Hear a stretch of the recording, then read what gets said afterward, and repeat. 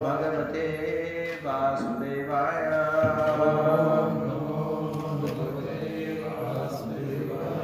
Om Namo Bhagavate Vasudevaya.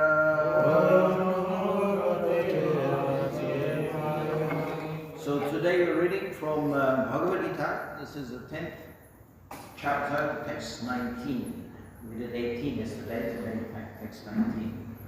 Bhagavad Gita 10:19. So we'll just go through the Sanskrit word. Shri Bhagavan Vacha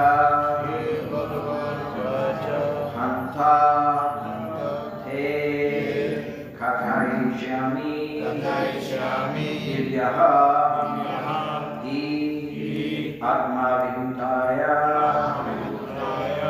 Pradhanayataha Purushesta Nasti Antaha Vishtarasya Me Shri Bhagavan Vacha Ante Te Katyashyami Anta Te Katyashyami Divyahi Atma Vibhutaya Divyahi Atma Vibhutaya Adhanayatha Kurukshetra Adhanayatha Kurukshetra Nastyanto Vishtarasya Me Nastyanto Vishtarasya Me Shri Bhagavan Vacha Anta Te Katyashyami Divyahi Atma Vibhutaya Adhanayatha Kurukshesta Nastyanto Vishtarasya Me Shri Bhagavan Vacha Anta Te Katyashyami Divyahi Atma Vibhutaya Adhanayatha Kurukshestra Nastyanto Vishtarasya Me. Shri Bhagavan Vacha Hantate Kathyashyami Divyahi Advibhutaya Adhanayataha Kuru Shrestha Nasti Yanto Vistarasya Me Shri Bhagavan Vacha Antate Katyashyami Divyahi Atma Vibhutaya Pradhanyata Kuru Shrestha Nasti Yanto Vistarasya Me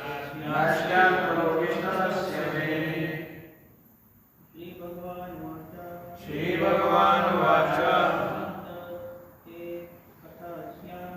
Anta Te Katyashyami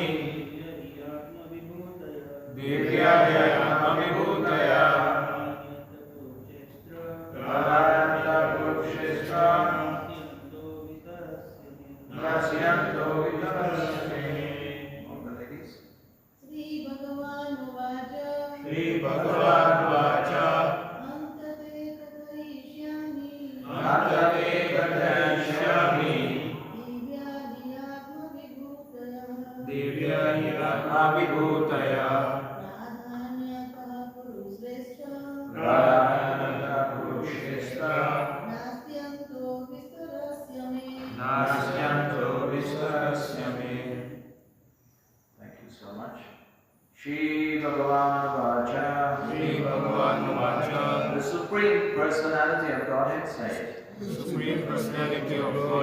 Anta Yes Te unto you Katyashyami I shall speak Divyaha divine He certainly Atma Vibhutaya, personal opulences, personal opinions, Pradhayantaya, which are principal, Kurusheshta, O best of the Kurus, Nasti, there is not, Antaha, limit, Vishtarasya, to the extent, may, my. Translation given by His Divine Grace, Sri Bhaktivinoda Swami Srila Prabhupada Ki Jai. The Supreme Personality of Godhead said, yes, I will tell you of my splendorous manifestations, but only of those which are prominent, O Arjuna, for my opulence is limitless. You may repeat after me. The Supreme Personality of Godhead said, yes, I will tell you of my splendorous manifestations, but only those which are prominent, O Arjuna, for my opulence is limitless. Again, Prabhupada given by His Divine Grace. It's not possible to comprehend the greatness of Sri Krishna and His opulences. The senses of the individual soul are limited and do not permit him to understand the totality of Krishna's affairs. Still, the devotees try to understand Krishna, but not on the principle that they will be able to understand Krishna fully at any specific time or in any state of life. Rather, the very topics of Krishna are so relishable that they appear to the devotees as a nectar. Thus, the devotees enjoy them in discussing Krishna's opulences and His diverse energies. The pure devotees take transcendental pleasure. Therefore, they want to hear and discuss them. Krishna knows that living entities do not understand the extent of His opulences. He therefore agrees to state only the principal manifestations of His different energies. The word pradhayanayatha, principle, is very important because we can understand only a few of the principal details of the Supreme Lord, for His features are unlimited. It's not possible to understand them all. And Vibhuti, as used in this verse, refers to the opulences by which He controls the whole manifestation. In the Mahaprashad Dictionary, it is stated that Vibhuti indicates an exceptional opulence. The impersonalist or fantast cannot understand the exceptional opulences of the Supreme Lord, nor the manifestations of His divine energies. Both in the material world and in the spiritual world, His energies are distributed in every variety of manifestation. Now Krishna is describing what can directly be perceived by the common man. Thus, part of His variegated energy is described in this way. Shri Bhagavan Vacha Hantate Katyashami Divyahi Atma Vibhutaya Pradayanta Purushista Nastyanto Vistarasyane.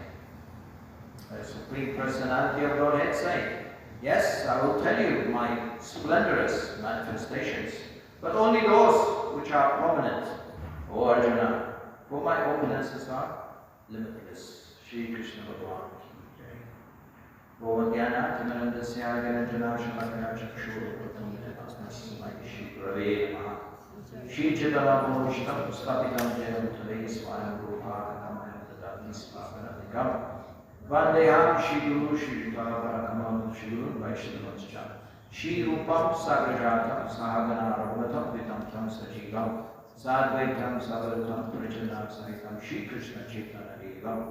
Krishna Karuna Sindhu Dinabandhu Jagatpati Gopesha Gopika Kantaraham Pranamsati. Tapta Kanchana Gaurangi Radhi Vrindavan Shakti. Vishal Mosati Devi Pranamami Ripriye.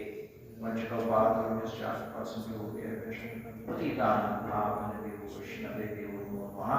Shri Krishna Chaitanya Prabhu Nityananda Shri Advaita Gadadhara Shivasati Gaura. Hare Krishna, Krishna Krishna, Hare Hare. Hare Ram, Ram Ram, Hare Hare. So we're going to continue with these beautiful verses.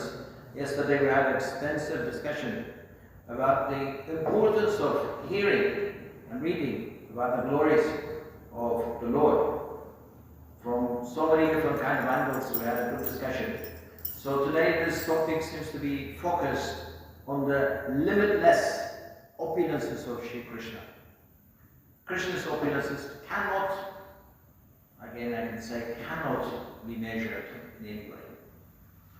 Even just simply his glories, that's been sung by Anantashesh. Anantashesh is actually for eternity. He is always glorifying the Lord constantly, without having to repeat the glory that he mentioned earlier. You can imagine. So that means the glories of the Lord is limitless, absolutely limitless. And his opulences are also limitless in so many different ways. So today's discussion is going to be focused about what is this opulence that we talked about. Krishna's opulence, trying to understand from the different angles. So first of all, in the material world, when we talk about opulence, immediately money comes into mind. People think money, fortune or money is opulence. Yes, it is true. Financial wealth is also opulence, because that finance gives you so much strength to do whatever you want to do in the material world. But here, when we talk about Krishna's opulence, it's not just about the wealth, but it's the power he has, his beauty, his magnanimity, from so many different kind of angles. Whatever opulence he possesses is unlimited. Even his incarnations, he comes in so many different forms, in unlimited incarnations. It's not possible to count how many incarnations Krishna has. So all these things are his extended devotees, his extended opulences. He has everything in abundance. Yeah? He has both the material world and also the spiritual world. So when we talk about Krishna's opulence, being limitless, we talk about the physical possessions he has within the material world, everything belongs to him, but at the same time he has his own magnanimous power in so many different ways as well. Even his beauty itself, which is unlimited. In this verse today, here it is mentioned, Supreme Personality of Godhead said, yes, I will tell you of my splendorous manifestation, but only those which are prominent. Because it's impossible for Krishna to describe all his opulences to Arjuna. He can only mention to him the prominent ones, the main ones, in a way that Arjuna can understand, in a way that we can understand. Because eventually Bhagavad Gita is for us. So he can only mention, he specifically said, the prominent one, I can mention those opulences that I talked about, he's saying. So a demon or an asura, they actually try to measure the opulence of Krishna. They try to calculate, okay, Krishna must be this much, therefore I can make myself a little bit higher than him and defeat him. Like Hiranyakashipu, for instance.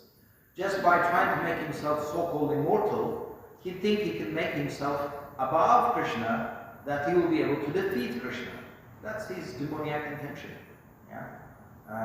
In so many different ways, he tried to make himself immortal, so that he thinks he has a better power, a better opulence than what Krishna has. This is demoniac mentality. Demons can try to measure. The same with Kamsa. By engaging Krishna in the arena and getting one of his most powerful fighters, to fight and to fight against Krishna and Balaram in the arena, in Kamsa's arena. Kamsa had in his mind, he had that limited concept that he's a little boy. I've got the most powerful wrestlers in the world, Kanura and Mishtika, they'll be able to defeat him. And I'll just sit down and enjoy. This is demoniac mentality. Just like Krishna, because he appeared like a little boy, that doesn't mean that his power is diminished. his power is limited. We talked about it the other day. Even as a baby, he managed to kill such a big, monstrous demon like Putana. Just when he was just a baby, during the time when he was breastfeeding. Yeah? So Krishna's power, it doesn't matter what form he comes in, Krishna's opulence will never ever get diminished. But unfortunately, the demons, they try to measure, the so-called calculate the strength of Krishna according to his physical kind of appearance, and they try to determine what they can do to defeat him. Such as Kamsa and Hiranyakashipu, demons alike. Whereas a devotee is not like that. A devotee is trying to understand the opulence of Krishna as much as possible, but that's because he wants to relish this beautiful pastime of Lord Krishna.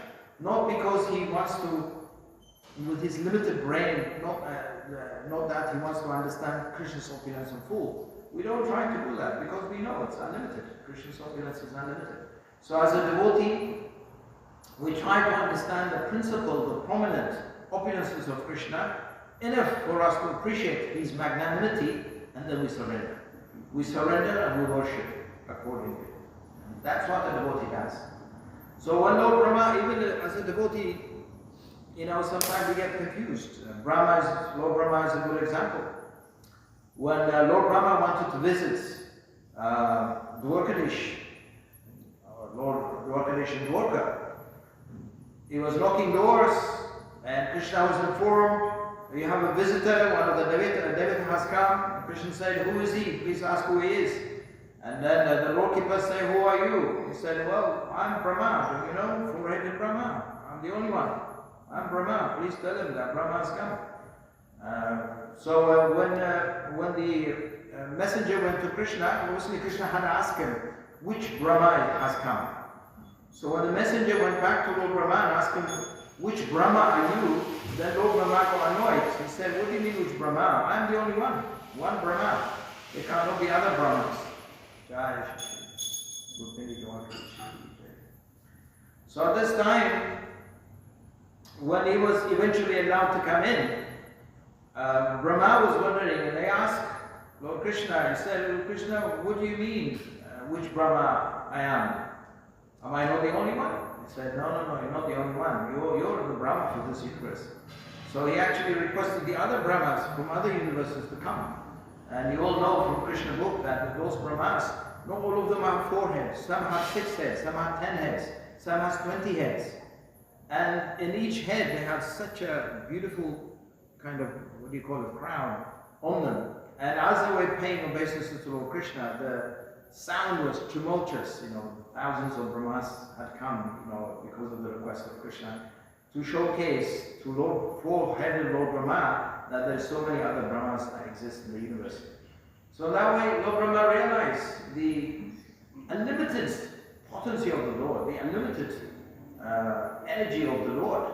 Yeah? Even our own Lord Brahma thought, the universe is just this universe. But actually, Krishna's creation goes way beyond.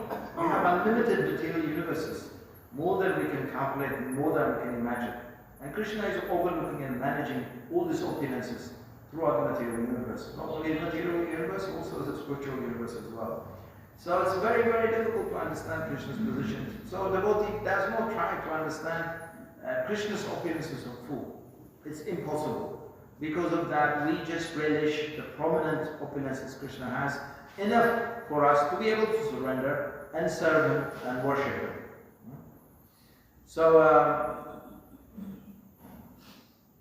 sometimes Lord Krishna gives us a hint of the kind of opulences he has, just to make us understand what is going on. And the simple hint is, for instance, we have a beautiful Giri Govardhan just outside in the garden, beautifully done, displaying how Lord Krishna is lifting Govardhan with his small little finger. That's an opulence. An opulence that Krishna has that nobody can do. Yeah? So he's displaying that so that we learn and we understand. He may appear to be an ordinary child, an ordinary boy, but yet he is actually the supreme, the divine, supreme personality of Godhead. To teach those fools, Krishna is saying, Buddha, those fools who deride him when he descends as a human being, he displays this kind of opulences in a way that we can appreciate what kind of opulence and power he has.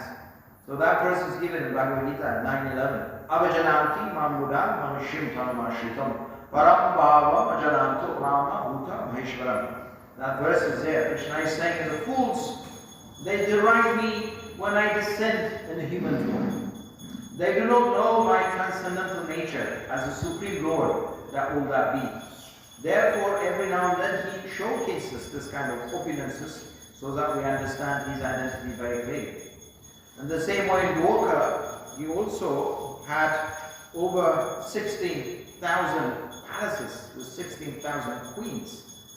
Impossible for any entity in this universe to be able to do that. Even the yogis may have the ability to expand up to 10 or 11 times, no more than that.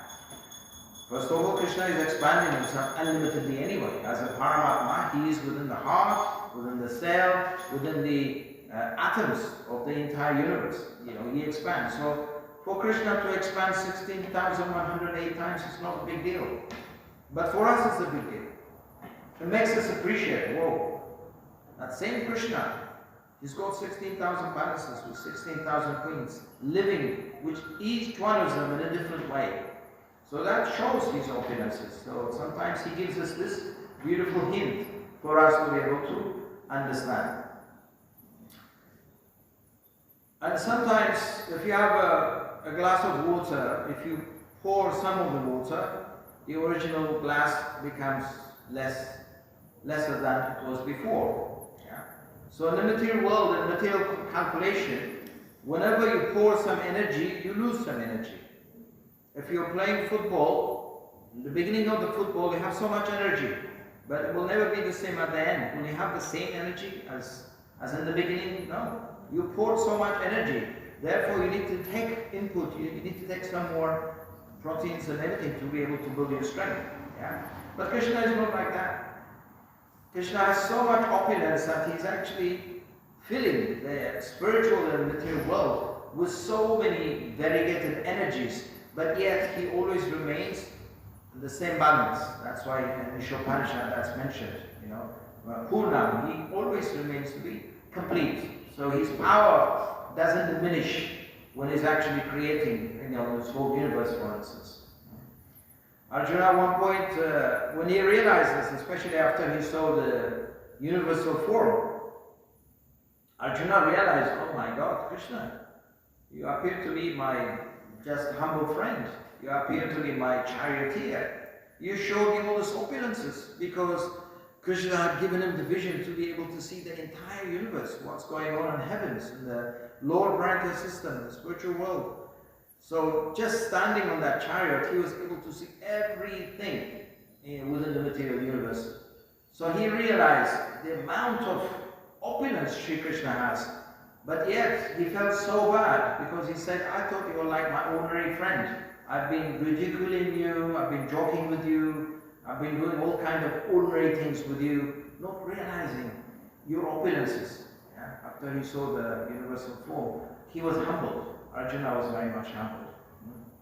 So overall, Krishna is saying, even within the material world, he has so much opulence. I mean, when you go to the cities are not attractive, although they appear to be very complex, created by humans. You go to Manhattan, the first time I arrived in Manhattan many years ago, it was just mind-boggling to see these skyscrapers so high up into the sky.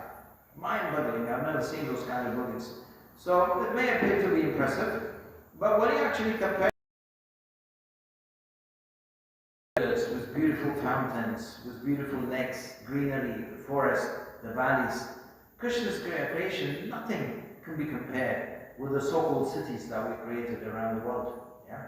So those beautiful, even the animals, the species, the birds and everything, when you see some of the birds in the forest, they're so beautiful, extremely beautiful. They are created. Yeah? So whatever we appreciate in the material world, Krishna is saying, whoa, if you see anything amazing in the material world, please realize that's just a spark of my splendor. You may have a big bonfire. The spark is very, very much nothing, isn't it? Yeah, when you compare it with a big bonfire. So in the same way, Krishna is saying this is nothing but spark of my splendor. I have so much splendor, unlimited opulence. But yet what you see in the material world, what you are amazed with, is just nothing but just a fraction of my splendor. That's why he said in Bhagavad Gita 10:41, Yad yad vibhutani sattvam shivat ujitam evava tatta deva gachatvam mamo tejosha svambaha tejo. Yeah, that word teja is splendor. That tejo, amsa is a part. It's just amsa, a part of my splendor, Krishna is saying. In general, what he's saying, know that all opulent, beautiful, and glorious creations spring from but a spark of my splendor. Krishna is telling us like that, Bhagavad Gita. So we read the purport in that, for that verse, and the purport, Srila Prabhupada is making very interesting points. Yeah? First of all, Prabhupada is saying it's not possible to comprehend the greatness of Krishna. Don't even attempt to understand it. But try to understand, we should try to understand some of the prominent features of his greatness and opulences to allow us to completely surrender. Once we surrender, that's okay. Even if we don't understand the complete opulence of Krishna, it doesn't matter. But we need to know enough splendor, enough opulence of Krishna to allow us to be humbled and surrender fully. That's all we need. So otherwise Prabhupada is saying it's not possible to comprehend his entire opulences. Why is that? Because our senses are limited. How can we perceive anything with these limited senses? Yeah? Just like in the early days, they created all these microscopes. The microscopes have the ability to magnify very minute things that we cannot see, perceive in our eyes. But the microscope have gradations. In the early days, they can only perceive, small items, but not finer items that we see in today's day microscopes. Yeah? So they have limitations. Sometimes those microscopes have a limitation depending on their capacity. The same thing with the telescope. Galileo, when he created his telescope, he has the ability to see things much more closer, things that we cannot see in our eyes. He had the ability to use his telescope to be able to see what's going on in the universe. But nowadays it's mind-boggling. They even have telescopes in the atmosphere installed that are able to penetrate and see the universe much more deeper than what Galileo used to see. So what's happening is these instruments have limitations. Because of the limitations, the knowledge we gather is also limited. The scientists know that. The more they develop their ability, their technology and everything, the more they will be able to understand the universe. But the problem is it cannot stop. The more they get deeper and deeper and deeper into the creation of Shri Krishna is so unlimited, it's so mind-boggling for them. So here, because our senses are limited, not only our senses, even the instrument that we create are so limited, how can we understand Krishna's creation, Krishna's opulence, with this limited senses and instruments that we create? Yeah? That's the point that's been made here. So devotee simply tries, and not with the intention to understand all his opulences, but we try to understand his opulences to be able to appreciate him and eventually surrender to him. And not only that, devotee always relishes these pastimes and the kind of opulences Krishna has. So Prabhupada mentioned this word, pradhaya yataha, which means principal or prominent, because Krishna used that word. Pradhaya yataha. Just like, to give you an example, the avatars of Krishna, everybody knows the 10 avatars. Probably in India, most of the common people think that Krishna has 10 avatars. 10 avatars are so popular. Why? Because they are prominent. But most of the common people don't realize, don't understand, actually the avatars of Krishna do not have any limit. They don't have a limit. The expansions, the avatars, it's mind-boggling. I can give you a simple example, for instance, Yuga avatars. The Yuga avatars of Krishna are coming in every Yuga, in Sati Yuga, Treta Yuga. But on one day of Lord Brahma, there are 1,000 cycles. In one kalpa, we have 1,000 cycles. In each cycles, you have 4 avatars. That means simply, just in one day of Lord Brahma, you have over 4,000 avatars of Krishna. These are just the Yuga avatars. We're not talking about the Leela avatars, the Guna avatars, the Shaktavish avatars. There's so many different kinds of avatars. Just just the guna. Did I say guna avatar? No, you. It should be you. Did I mix? You can. Okay. It should be you. Yuga. Sati Yuga, Triti Yuga, Dwapara Yuga, and every Yuga. Sambhavam Yuga. And Krishna is saying he's coming. Actually, Krishna comes only once in one day of Brahma, but he comes in the form of a Yuga avatar over 4,000 times. And imagine, Brahma has 100 years. Here we talk about just 4,001 day. You got 365 days in a year and then 100 years. Can you imagine? Just the Yuga avatars. How many pastimes Krishna is performing? Amazing. And then when you talk about the Mahavishnu, Shirodaksha Vishnu, Karavaksha Vishnu, Gaudaksha Vishnu, yes, Mahavishnu is one. He is at the bottom of the Karan ocean. He is also amazing because, can you imagine, the entire life of Lord Brahma is a single breath of Mahavishnu? Isn't that an amazing opulence that Krishna has? Single breath. And the entire universes are emanating from his skin pores of Mahavishnu. Just like our skin pores are always breathing. We think we're breathing only using our nose. No. We got unlimited holes throughout our body. We're actually breathing constantly. You can feel it. You can feel the hot air coming out from our body. Why? Because we have so many invisible skin pores. From there, vapor is coming out. That's how you feel. You feel the heat. So the same way, from the skin pores of Mahavishnu, I'm not talking about ordinary things. I'm talking about a universe is emanating. A universe, a bubble of a universe is emanating from a single skin pore of Mahavishnu. Isn't that an amazing opulence? The entire universe is built with that. So, and then we have the Shirodaksha Vishnu. Shirodaksha Vishnu is entering into the heart of every single living entity, into the cell of every living entity. I think they say over 93 trillion cells are within our body.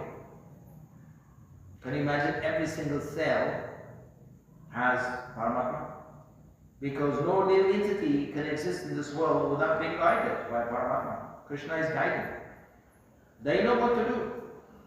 Every single cell in our physical body, they know exactly what to do. They don't have to go to school, college, university like us. Just by nature, they know what to do. They've got a role to play. And they do it perfectly. Why? Because Paramatma is there. Krishna is there. So Krishna's opulence are unlimited in that way. Not only that, the cell also contains trillions of atoms as well. The cell is actually made of so many atoms as well. Those are even more invisible. And the Brahma Samhita is saying, even in every single atom, Lord Krishna exists in the form of Paramatma. So Krishna's opulence are unlimited, very, very much unlimited throughout the universe. It's felt that way. We talked about the avatars, but the lead avatars, the pastime avatars tend to be many. Some of them are limited, like we say Guna avatar, you have Brahma, Vishnu, Mahesh. But then when we talk about Guna avatars, for Sattva Gun you have Lord Vishnu, for Rajagun you have Lord Brahma, for Tamagun you have Lord Shiva, overlooking those energies within the universe. So when we talk about Guna avatar, they're not just three, because those three are only for our universe. But then we have unlimited universes. In every universe there is Guna avatar. So is there a limit for Guna avatars? No. Amazingly, so many Guna avatars existing everywhere. So that way, Shri Krishna's potency and energy is displayed in so many different ways. The Shakti avatar, the avatar that Krishna empowers, that they're usually known as in two different categories, the Bhagavad Avesha and Shakti Avesha. Bhagavad Avesha is when Shri Krishna personally comes for a specific purpose, like Kapila Dev, Rishabha Dev. That's Krishna himself performing specific pastime. But then sometimes he empowers living entities. In other words, he invests his own energy in them to be able to perform a certain duty. For instance, Srila Vyasadeva, he's a Shakti Avesha avatar of Shri Krishna. Srila Vyasadeva compiled the entire Vedic literatures. Which ordinary human being could do that? Nobody. So Krishna had to come as a literary incarnation in the form of Srila Vyasadeva to be able to compile the Vedas to save us, so that we can refer to the Vedic literature forever. So those Shakti Vishavatars, they come in so many different forms. In the spiritual world, and Vaikuntha, Sheshanag is there, for instance. He is known as one of the Sevana Shakti, because he is offering, he is empowered to be able to perform all kinds of services for Narayan within the Vaikuntha world. And within our own cosmic world, Anantadeva is there, who is always associated with Mahavishnu. He is also empowered to bear all the planets within the universe. In fact, the universe are supposed to be resting on Ananta Shesha's head. Yeah? So in that way, he is also serving Lord Vishnu, because he is empowered by the Lord. Lord Brahma is the Shrishti Shakti. Shrishti means he who has the ability to create. Krishna has given so much energy and power for Lord Brahma to be able to create so many wonderful things within the material universe. Because of that, he is known as the Shrishti Shakti of Shri Krishna Bhagavan, Lord Brahma.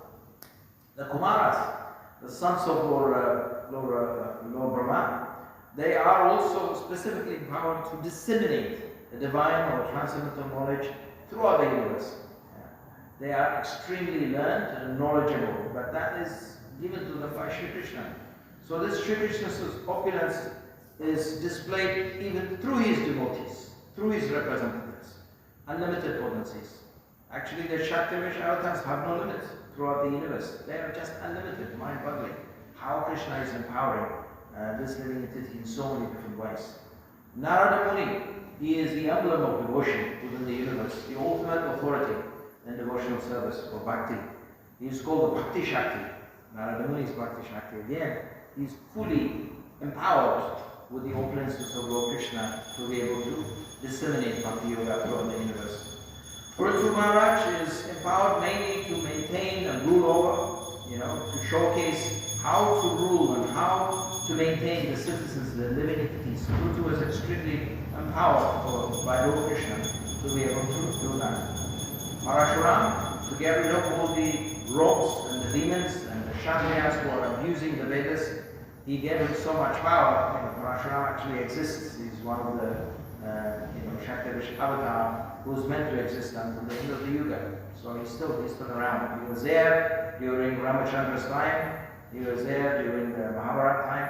He's still there as well. So he's another Shaktivish avatar. So in that way, Krishna is displaying his opulence also through his devotees, because sometimes he likes to give credit for his devotees.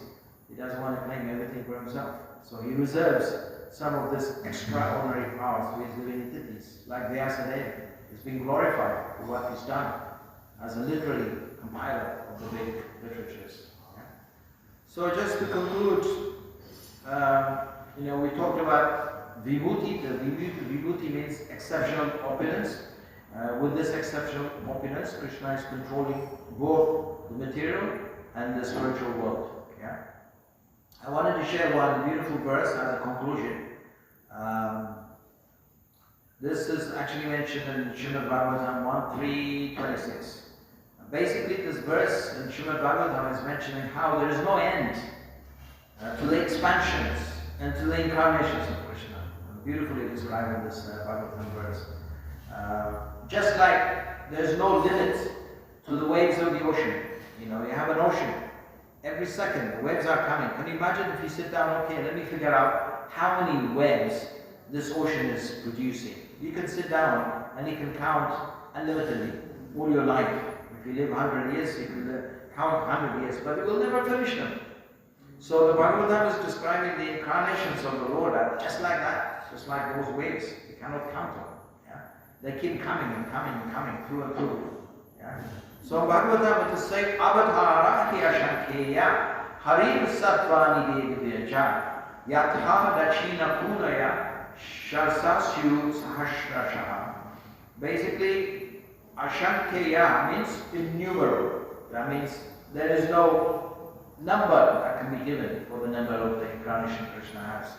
Kulaya means the rivulet or like the waves that are coming out of the vast lake. That's how it's mentioned. It's say, O Brahmanas, the incarnations of the Lord are innumerable, like rivulets flowing from inexhaustible sources of water. Shri Krishna Bhagavan ki jai. So it's nice, this verse has given us a good opportunity to discuss about some of the opulences. So we need to be aware about the opulence of Lord Krishna. We use some example like the avatars to describe some of the opulences, but Krishna has so many different kind of opulences. You know, the opulences can be, there's no limit how much we can talk. We can only talk and discuss and understand the glimpse of it. You know, that's all we can do. So at this stage, I just want to open the door for everyone. If there's any questions, any comments, anyone would like to comment or ask any questions about this beautiful verse. Thank you very much for listening. Hare Krishna. Hare Krishna.